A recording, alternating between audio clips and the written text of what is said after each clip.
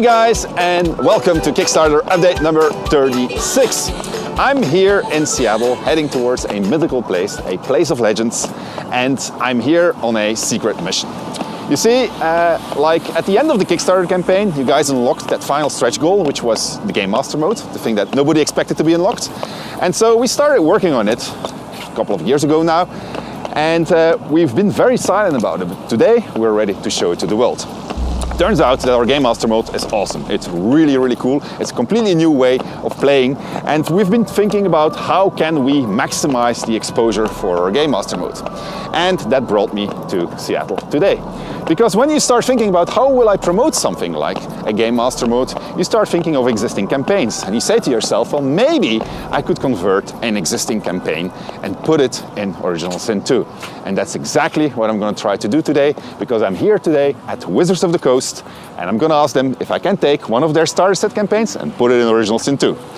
They haven't said yes yet, okay? So it might fail, but at least we'll have fun trying, okay? Let's go in.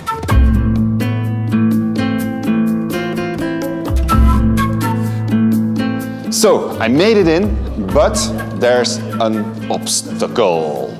You're not going to be able to say no to this. Check this out, man. I think you're gonna let me in. What do you think? I thought so. Okay, we're good to go.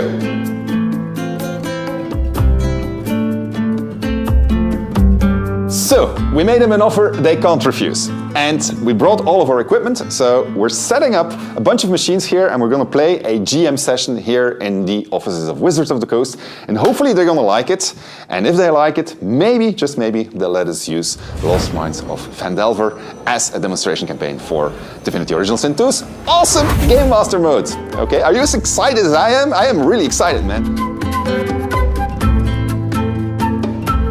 Meet Edouard. Edouard is going to be the Game Master for the guys of Wizards of the Coast. They're going to be playing Lost Mines of Phandelver. You put it in there? Absolutely, I did. All right, and so upon you falls the holy mission of convincing all of them that Game Master mode is awesome and they should let us use Lost Mines of Phandelver, all right? Yes. Okay, absolutely. I'm really excited. You can do it, man. Go, go, go, go, go, go, go, go, go, go.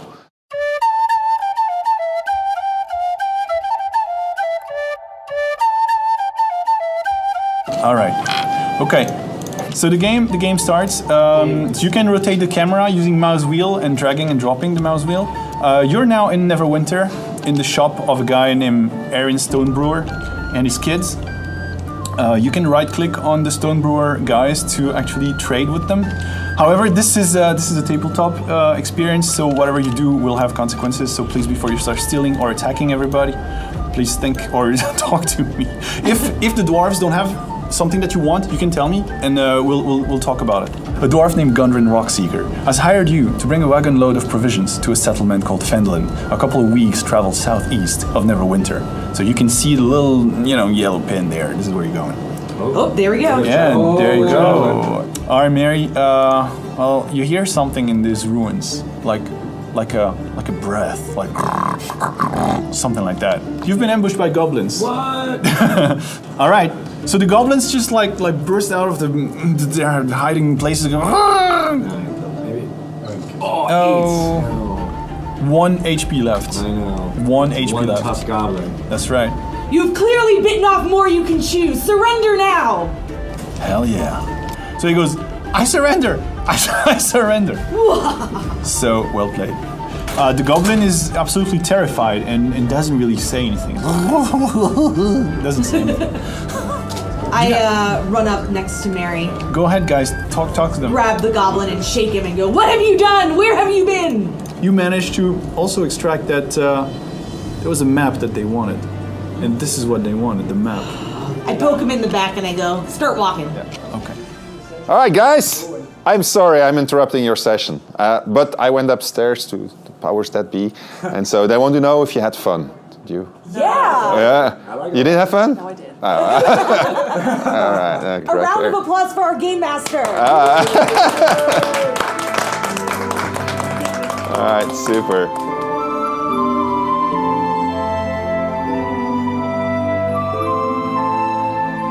Can you maybe show us how you do story? All right, sure. To do story, we have a particularly handy tool, which are the vignettes. Where, when I prepared a campaign, I can just like type whatever I want to show players. I can then choose an image. Can you import images? I can import images, yes. Super. For instance, here, this is like official D&D stuff that I imported for this particular situation. I can just double click and load any scene that I have prepared, or maybe not prepared. I can just like prepare them on the fly. And so do you have a selection of scenes that's present? Yes. For instance, if I hit this create new scene, I can call it whatever, desert. And then I have a bunch of scenes here to choose from. So they're prefab levels, that's right, which you can make with the level editor. Yes. And then you can import them in here, and then on the fly you can select them. Absolutely. All right, super. Okay. And then what can you do once you're in the scene? When I'm here in the scene, I have a variety of tools to place creatures, items. So this is the desert that I made. So for instance, these are monsters. I'm sorry, these are monsters. So I don't know. Trying to find a cool monster to place. Yeah, the Neuromancer Garden sounds cool. There you go. That's the undead. All right. And this is Dwarven undead. And can you modify their properties? I can, absolutely. By clicking the Manage Target button, I can choose, for instance, their name. I can call them whatever I want. Their level, of course. You can modify their inventory also? Absolutely, yes. Oops. So can you put like a grenade or something in their pockets? Put a grenade in their pockets. This is the selection of items that we have. This is weapons, and we have grenades, for instance. I can give this guy a bottled Inferno. Okay, excellent. That he will use in the game. And so the AI would use it automatically, but you can possess this guy, right? Exactly. I can just, instead of using the AI, I can just possess this guy, and as you can see, I can have him walk. I am him now. Yeah, so in combat, you control all of his moves just like you would be playing turn-based combat. I am essentially playing against the players. All right, cool. And then I've seen you roll a lot of dice. That's right. So we have the dice roller, which is really important for any tabletop experience, where you can just select what sort of dice that you want, and then what kind of roll it's going to be, and who is going to roll it. These are the players. Okay, super.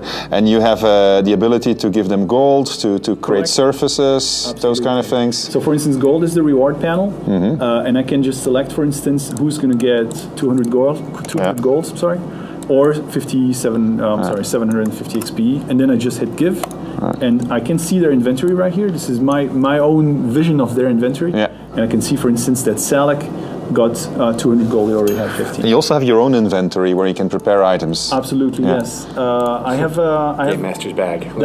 So this is some sort of like bottomless bag that I have, and here I can actually create any item that I want. For instance, I can create like a robe. I can select the rarity and name it whatever I want, tweak its properties, add intelligence, for instance. So this is going to be robe of intelligence. This is going to be the robe of intelligence, and I'm going to accept them. This is going to be a level 5 item. This is going to be magical, and then I had just hit create like that, and it appears in my bottomless bag. And you got a robe of intelligence, super. That's right. Which you then can give to them as a reward if they did something. Absolutely. And so forth. Give it to them, or I can have an NPC. And can you, because I saw that in the, can you change the weather, or can you change can you make it night? That's right. I can absolutely. You hear that, guys? Night. That's right. Night. Any atmosphere that you want. Here's night. So and you can change the music also and the ambience. And so it's going to and then slowly fall night. I can indeed select the music. All right, super. This is a surface painter. So you can select, like in Divinity, you can select any surface that you want. There you You go. can just paint whatever you want. You can set the size of the brush in any way you want. Oh, I'm sorry. And also the chain reactions work as well as the. Super. Okay, so fantastic. It's all there. I can do clouds. I can do. All right. And so, and imagine now, like, just to make it hard on you, like, you want to give a skill to this guy. Like, I want to give him a fireball. Sure. So I select this guy. So here's the guy. It's right here. Super happy about life in general. And I hit K. K is my Game Master spellbook. There's all the spells that I have. So I hit Manage, and I open his own spellbook like this. So I see that, for instance, he's already got these spells, but I don't want him to have that. So I'm going to remove them and I give them a fireball by simply dragging and dropping like that. And so if you possess him now? And if I possess him now, we'll see that he doesn't have the spells anymore because I removed them and he's got a the spells you gave him, which is fantastic. And you can do the same thing to the players. Absolutely the same thing. That's Everything fantastic. I can do on NPC, I can do on player.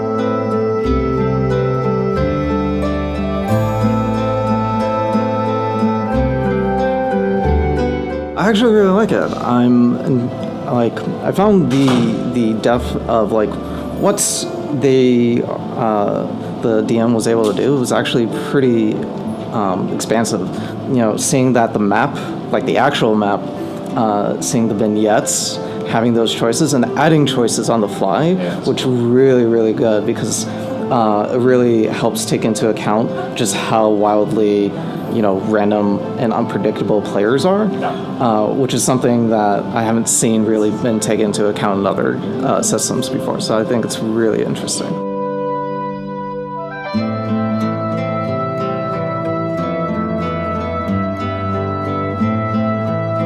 So, there you have it guys, our Game Master mode. I'm super proud of the team and what they've accomplished here. And I'm also really happy because I heard that we can actually use Lost Mines of Phandelver as a promotion tool to show the world how awesome Game Master mode is. That's not the only thing I have today. I have a stream to announce, a stream with the Matt Mercer, yes, Matt Mercer, together with Jesse Cox, Dodger, Stripping and Bikeman, which is going to be happening really, really soon. So check out on the Kickstarter page when exactly that's going to go live. What else do I have? I have a patch to announce. You haven't heard me talk about the latest patch for Original Sin 2 yet. It's going to be coming very shortly. We're having a few technical problems, and that is because it's a very big patch. So we've integrated a whole bunch of features that you guys have been looking forward to. So expect a new Kickstarter update with the feature overview in the next couple of weeks, I would say. And that's going to be it for today. Thanks for joining us, guys, and see you soon in Kickstarter update number 37. Bye-bye!